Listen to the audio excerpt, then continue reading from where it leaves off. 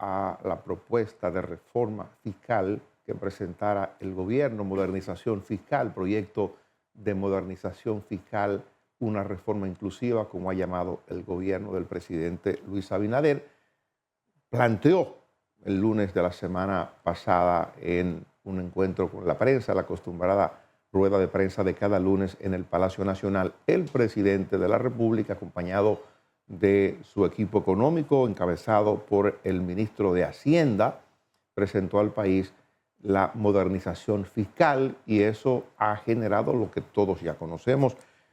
Ha habido reacción de la oposición política, ha habido reacción del sector empresarial, ha habido reacción de muchos ciudadanos, de manera particular reacción de economistas.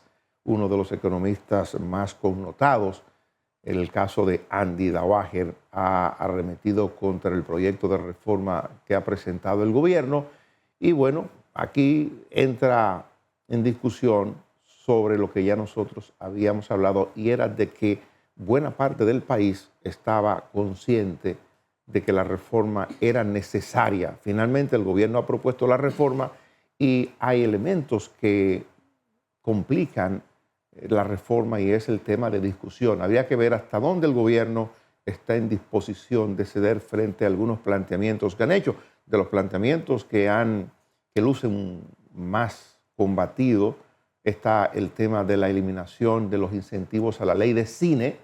Es un tema que ha generado mucha discusión por la capacidad de comunicación que tiene el sector de la cinematografía en República Dominicana.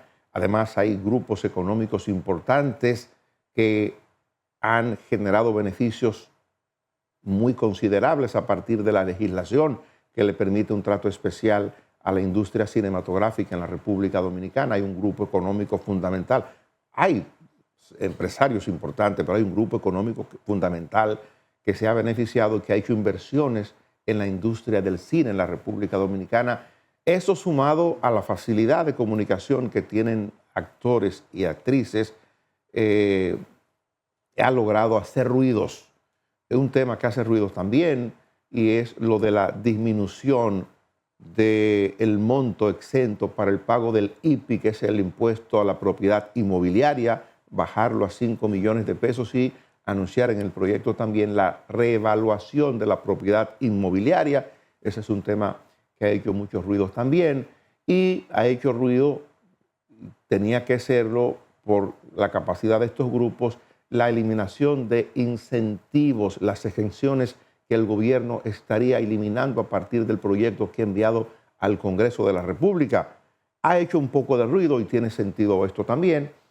La aplicación del ITEVIS a algunos rubros importantes en la canasta familiar, digamos que va a pagar ITEVIS las frutas que van a pagar ITEVIS el 18% según el proyecto, la cebolla, el ajo, el tomate, todo ese tipo de cosas, son cuestiones que han generado discusión. El gobierno, hay que decir, que ha estado promoviendo el proyecto ha sido enviado al Congreso de la República, entró al Congreso vía la Cámara de Diputados.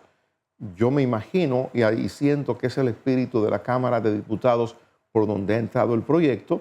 Eso tiene que pasar por un periodo de discusión en el que habrán de escucharse las ponencias, las posturas de sectores importantes del país. Uno sabe que el gobierno tiene mayoría en el Congreso de la República como para poder pasar el proyecto de reforma. Más, uno tiene conocimiento de que quienes componen el Congreso de la República, el jefe del Poder Ejecutivo, que es uno de los tres poderes del Estado, es un político, es el presidente de la República, se llama Luis Abinader, y entonces son ciudadanos con sensibilidad política y social, y no creo que puedan pasar un proyecto sin antes agotar el periodo, el plazo en el que los ciudadanos puedan expresarse y en el que puedan un poco suavizarse algunos de los planteamientos que han resultado muy atacados, muy criticados por la oposición y por economistas independientes también. El gobierno ha hecho lo que debió hacer. Esta es la propuesta nuestra, diría el gobierno, y ha presentado la propuesta al país y ha enviado la propuesta al Congreso de la República.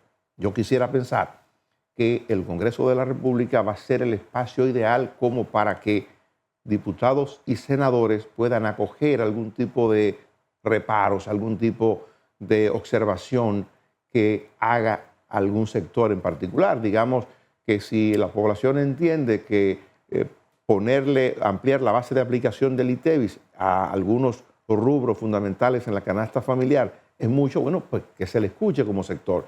Si el sector turismo a zonadores entiende que la eliminación de incentivos, la eliminación o modificación del Confotur que da facilidades para la construcción de infraestructura turística para el país es duro, bueno, ese tipo de cosas se puede discutir.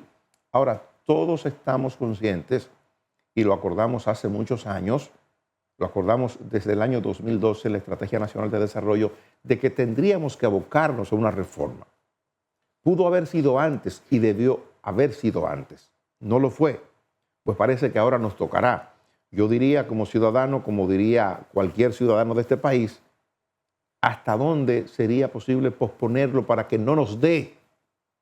Porque nos está dando a todos, nos va a dar a todos, a la clase más rica, a la clase media baja, y sé que le va a dar a la clase más baja, que la clase más baja es la que pudiera tener algún tipo de alivio a partir de la identificación o de la profundización en programas de ayudas sociales que el gobierno ha prometido desarrollar o ampliar.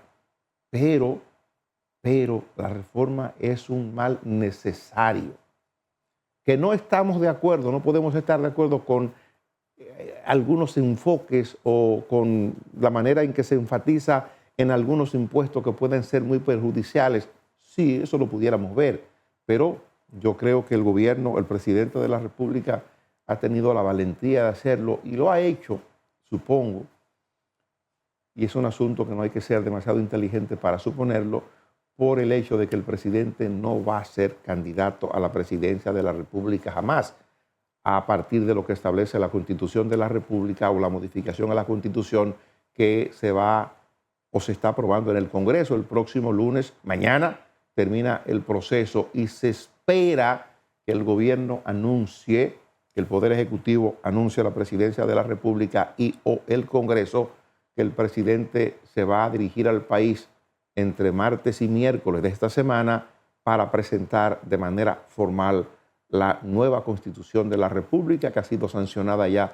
por las cámaras del Congreso en la Constitución por ley de la Asamblea Revisora. Este lunes, mañana, repito, se le va a dar la última lectura y martes o miércoles el presidente de la República estaría dirigiéndose al país para hablar de la nueva Constitución de la República, de la Constitución reformada. Hay una versión que da cuentas de que esto pudiera producirse el próximo martes a las 6 de la tarde, que el presidente de la República se estaría dirigiendo al país. Para mañana, antes de irnos a ver o a escuchar las informaciones internacionales, para mañana la agenda del presidente tiene en carpeta prácticamente el mismo esquema de cada lunes. 10 de la mañana va a encabezar el presidente de la República la jornada de trabajo en el Palacio de la Policía, sino evaluando cómo ha ido la semana y viendo los diferentes temas relacionados con la seguridad pública. A las 4 de la tarde está convocada la semanal, que es la conferencia de prensa que ordinariamente da el presidente de la República cada lunes. Hay otra rueda de prensa importante, esta no del gobierno, no del presidente de la República, sino del doctor Leonel Fernández, en La Voz del Pueblo. Va a hablar mañana nuevamente en La Voz del Pueblo, en un escenario que ha organizado, que ha presentado el partido Fuerza del Pueblo, su líder, el doctor Leonel Fernández. Va a hacer una conferencia mañana lunes para hablar con mucho más profundidad sobre la propuesta de reforma fiscal que ha presentado el gobierno. Así es que vamos a ver ahora un reporte con las informaciones internacionales más importantes.